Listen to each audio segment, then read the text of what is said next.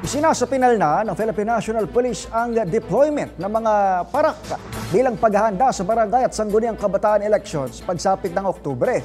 Sa panayam ng DZRH, sinabi ni PNP Chief General Benjamin Acorda na tinutukoy na nila kung sino ang mga pulis na ililipat. Ito umano'y upang hindi maka-impluwensya sa kanilang mga kamag-anak o kaibigang tatakbo sa halalan.